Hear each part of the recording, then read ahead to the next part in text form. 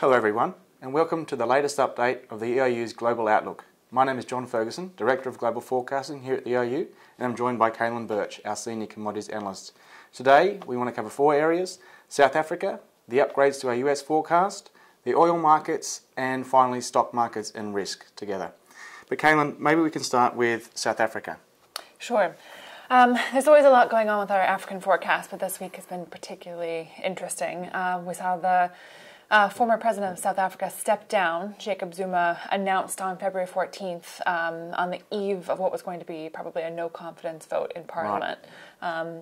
And very quickly we saw the Deputy President, Cyril Ramaphosa, be sworn in as president the following day. What we think is a move to kind of dispel any sort of uncertainty about political stability moving forward. And this has been building for a long time. It's been building for a long time. It's a move that we have been expecting to happen, but there was a lot of uncertainty over when Mr. Zuma would have chosen to step down. We thought it would happen before the next election, which is due in 2019. But he's proven to be a pretty wily political operator, and has been very resistant to stepping down in the past. So the fact that he now has is quite positive for the South African economy. It eliminates some concerns over the near-term outlook, although the challenges for the new president, Mr. Ramaphosa, are quite significant.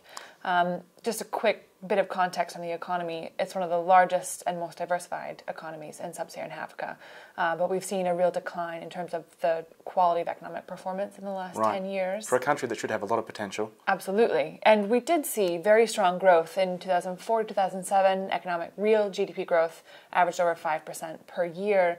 But between 2010 and 2017, that fell to under 2%, which, as you said, is well below potential. And we've looked at other figures around sort of per head growth, and it really just hasn't been very strong at all, which just, as a proxy of living standards, that's not encouraging for a country like South Africa. Yes, yeah, as you've highlighted, GDP per capita has actually fallen in recent years, which is something we've seen across sub-Saharan Africa, but with South Africa as a particularly strong economy that does set the tone for the broader region, it's concerning. And at the moment, GDP per capita is just barely above 2009 levels, which for a decade of relatively strong GDP growth shows that not everyone is benefiting from that. Right, and unemployment is still well above, and our forecast would signal this going in the wrong direction as well, well above 20%. Yeah, which is a problem that the new administration is going to have to tackle, and it's not going to be something that can be quickly solved. One of the major reasons that we saw growth decline and issues related to governance arise in the last 10 years, what we discuss as state capture, and that's essentially kind of factions within the administration taking over certain state institutions, and we've seen a real decline in the quality of governance. That's including at the State Revenue Authority, at the National Prosecuting Agency, but a real kind of rise in corruption and an associated decline in the quality of governance, and that's going to take some time to reverse. And this is an important factor for us, because we talk a lot about risk around the world, political risk, political dysfunction, but in this case, the sort of ongoing political dysfunction has actually weighed on economic growth. This is not just a risk here in South Africa. This is actually, deterred investment and slowed economic growth and just weighed on business confidence in South Africa. Right. We do highlight a lot of cases where kind of the issue of bad policy or bad politics is hanging over the economic forecast, but already in South Africa we're seeing a real impact, and we have for several years, on bringing growth down below potential levels, and again, it's going to be a slow reversal process. So I'd say looking ahead now, we're probably cautiously optimistic. Yeah, about the economy over the next few years, in terms of at least now we have some stability, some certainty, and that should provide some confidence to markets and investors in South Africa. Yeah, I would say so. Markets in the US, on that note, are particularly interesting at the moment. We've seen a pretty interesting economic performance from the US. We have. So we need to talk about an upgrade, not a significant one, but an important one nonetheless. So in terms of our GDP forecast for the US, we've upgraded it this month to 2.5% GDP growth from what we were expecting was 2.3%. The main reason for that is sort of strong business confidence, a very buoyant mood in the US at the moment, and that will, in our view, drive sort of faster investment or private investment than we were expecting. So we're expecting about 4.2% growth in fixed investment this year, up from 4% last year. So that has, again, pushed up our headline rate of GDP growth. So there are some signs of the US economy doing well. The big issue for us, the big question for a lot of people is when will we see that in the inflation figures? It's been a bit of a puzzle to this point. So we had inflation out just recently, and there were signs, not strong signs, but still some signs, emerging signs of inflation, which is encouraging, particularly for the Fed. So we saw month-on-month inflation of about 0.5% in January. But possibly more important than that was the increase in inflation expectations. So via the markets, you can look at sort of 5 and 10-year inflation expectations. And the 5-year outlook on those expectations has now risen to 1.9%, which is its highest rate since July 2014. So I think in our view, the Fed will be encouraged by that. It has been a bit of a puzzle and a concern that inflation hasn't been moving up in the direction that the Fed would expect at this stage of the business cycle. So there were some encouraging signs there on inflation. One of the other reasons for the sort of strong economy, it also presents a risk, which we'll come back to in a few minutes, but government spending has really sort of surprised a lot of people and is adding a bit of risk to the forecast here. So we had the tax reform before Christmas, which was could easily be categorised as a sort of fiscal stimulus. But also the budget deal that was agreed to keep the government open recently. So rather than sort of compromise and make difficult choices, the spending bill basically had increases in defence and non-defence spending that both Republicans and the Democrats could agree to. But that just means another big sort of, a dollop of spending coming to the US economy this year. And it's something of a departure from what the Republican Party has been discussing in recent years, both before and now they've come into power in terms of their fiscal spending priorities. Absolutely, it really is. So the deficit hawks, are quiet in a sense. But also, in terms of economic policy, this is not really the ideal time to be doing such a big boost of fiscal stimulus. Mr. Trump is also talking about an infrastructure plan. Now, the figure's been bandied about of $1.5 trillion. He'll have a hard time getting that through, and not all of that will be government spending itself, some private investment there as well. But basically, put all these things together, and we will be widening our fiscal deficit for 2018 to almost $1 trillion or around $1 trillion, which is quite an eye-watering figure for US sort of fiscal deficit. But before we talk about the risk of that, so that's our upgrades to what we call our central forecast. Before we talk about the risk to our outlook, maybe we can quickly deviate to the oil markets. Sure. The US is really the central story there as well. We're still seeing continued restraint by OPEC producers led by Saudi Arabia, wanting to keep production at kind of a more sustainable level in a sense as they're working to rein in some of the excess supply.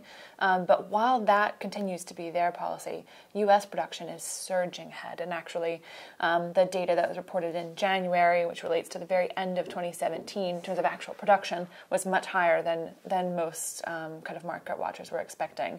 And that led prices, after they had risen, global oil prices, after they had risen in January, to fall back down to almost $60 a barrel, right. Which we haven't seen for a few months now. Just based on uncertainties over just how much supply from the U.S. is going to be coming onto the market. And so we are maintaining our oil price forecast at $63 a barrel. That's implying some strength in the beginning of the year, but then we do expect it to weaken in the second half of 2018 just because U.S. production has ramped up so quickly. And in fact, U.S. producers are still quite cost efficient. They can operate at much lower levels than most oil companies, even including oil firms in the U.S. who aren't in the shale sector. Right. So in that sense, they can keep operating even if prices fall back a bit down below what we're seeing at the moment. And again, something we've highlighted before is the fact that the U.S. oil sector is not as critical to the U.S. economy.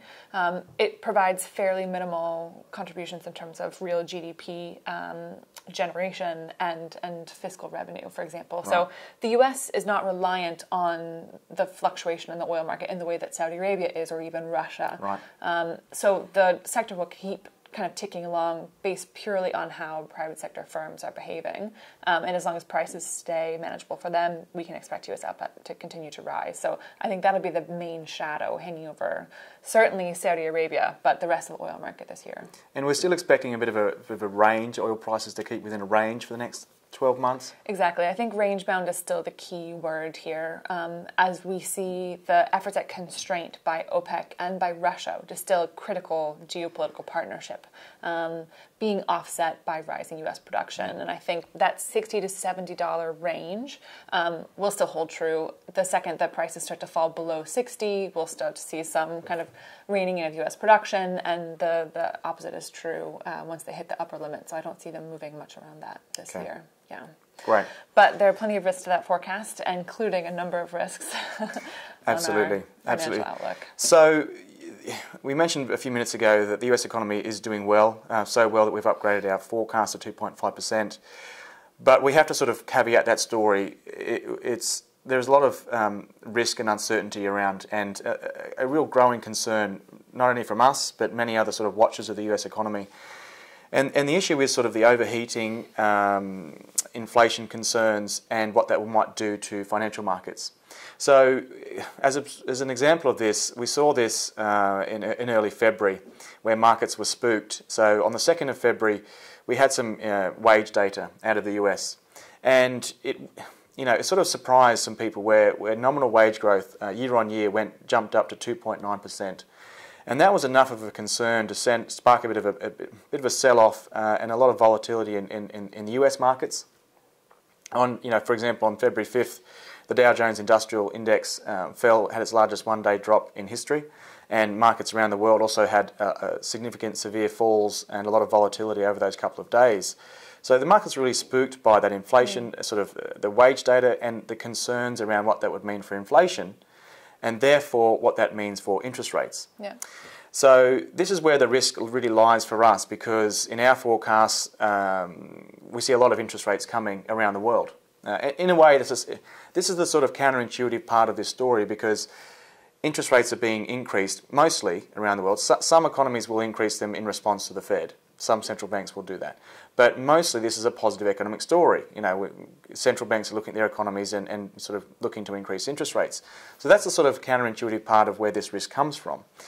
But that's where the risk lies. So our central forecast for the Fed, for example, is that we see 3 Fed hikes this year, the next one most likely in March, and 4 next year.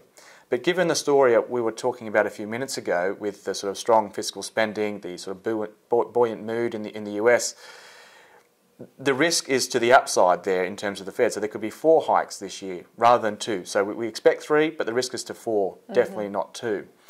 And we also see interest rates coming in other parts of the world. So the ECB, the Eurozone has been strong and growing in momentum. We had expected that first hike coming in 2022, but we now think that will come in 2020. And also the Bank of England has recently released a bit of a hawkish statement, and even though we think a bit of a slowdown will pause that a little bit, we still see the next hike from the Bank of England in Q4 of this year. And again, around the world, a lot of countries are looking at increasing interest rates, and that's part of our forecast. But this is where the risk really lies, because as countries do this, how will markets react? How will inflation react? And that's where financial markets and stock markets, particularly in the developed world, could become unsettled, as they did in early February. Could we say this is something of a market correction? Because in our forecast, we've been discussing kind of the likelihood that we'll see 3 or 4 rate hikes in each of the next 2, 2018, yes. 2019. But the strong reaction by the financial markets to wage data, which were bound to rise eventually with unemployment falling so low, yes. that wage increase was bound to happen at some time, and yet the reaction was so strong by markets. Is this kind of a delayed reaction? Is this the market adjusting to kind of the rising inflationary? Yes. So I think the correct word there is correction. So on a number of sort of factors you can look at with the stock markets, they were overvalued or overpriced. So correction is the right word, and that's why eventually it stopped and they've settled down again. But our central view is that as interest rates are increased around the world, particularly the developed world, it wouldn't surprise us at all. So we expect more market volatility. As it shouldn't really be a surprise, as you're saying. Inflation and wage data should be ticking up over the next couple of years, particularly in the US. But it wouldn't be surprised if markets continue to show a bit more volatility. But that's our risk scenario. It's one of our top global risk scenarios in terms of stock markets becoming really unsettled. But I have to say our central forecast is yes, for some more market volatility, but not enough to derail either the US economy or the global economy. Right. So that's where we are. Still fairly positive, but this time of ultra-loose monetary policy and steady, stable gains in financial markets couldn't last forever. Exactly. It's an unprecedented situation. All this unconventional policy, which was there to sort of recover from the global financial crisis, we're now coming out of that, and it hasn't really been done before on this scale. Around the world, the ECB, and the Bank of England, the Bank of Japan, and the Fed. So all this together points to a bit of a risky scenario over the next few years for us. Something to watch.